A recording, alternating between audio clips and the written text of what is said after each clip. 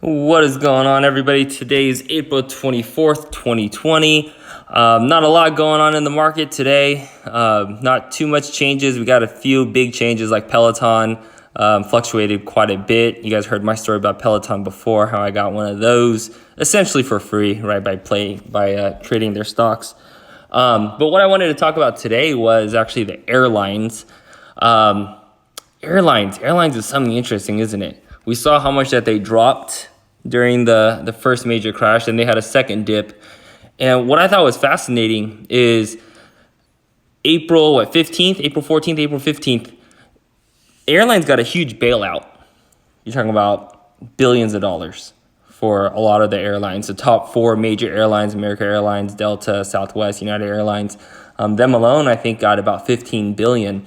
I thought it was interesting. You look at their stocks, and yeah, I mean, they went up a bit.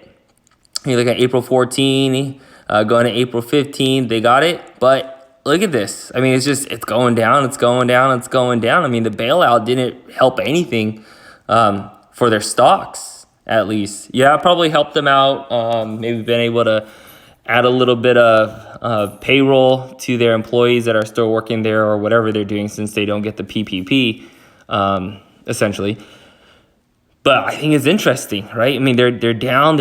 We had earnings, and those weren't great. We know Q2, Q3 are not going to look pretty neither.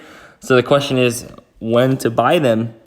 Like I said in my first episode, how I said I will probably use that $15,000 to purchase these volatile stocks. I will probably buy some soon, and I think some of the important things to look at is where they were at the bottom for this April 3rd through April 6th level, and then where they were at for the big March drop, right?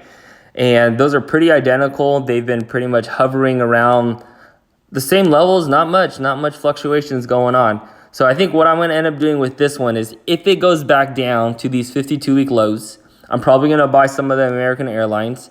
The one thing that I'm thinking about is worst case scenario, if I buy it at the 909-ish level, eventually at some point in time, whether if we consider it as then an investment, that it will generate profits, right? We know the high prior to the drop, right, was in the 30s, high 20s, right? They did pretty well prior to that.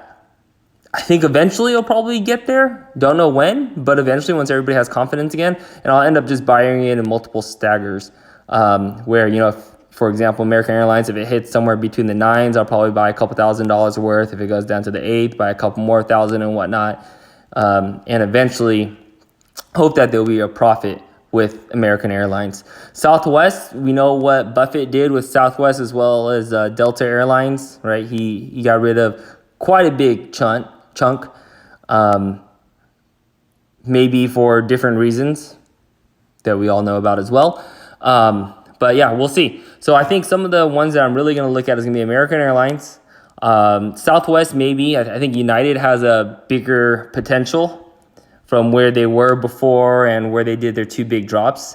I'll probably go with American Airlines, United Airlines. Delta, to me, is an option as well.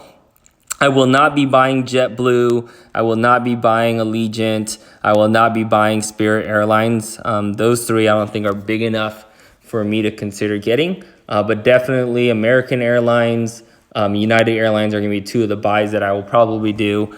Southwest and Delta, possibly. We'll see to what levels they go to. The other one, too, is Boeing. I think Boeing will probably go down to less than 100 again. If it goes down to less than 100, then I'll probably get some of it. The unfortunate part is, the dividend is no longer there for them, but it is what it is. Just something to think about when it comes to the airlines is eventually they will go up. It's just a matter of when. And even getting it at the current 52-week low would probably still be a steal a couple years from now. When they do eventually go back up and people have that confidence. It will be interesting, though, what they do with their seats. We know the cost to operate is still going to be the same. Taking out seats and having less passengers just means a little bit less in gas, but they still have to make money off of their flights.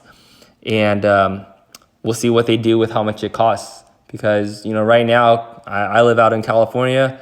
flying out from California to New York or to Chicago, I could sometimes get a flight for around $350. 400 is the worst case scenario that I would pay. I really wouldn't be surprised if it goes out to be 500 to try to make up for some of those costs. All right. Other than that, I hope you all have a good day. And yep, bye.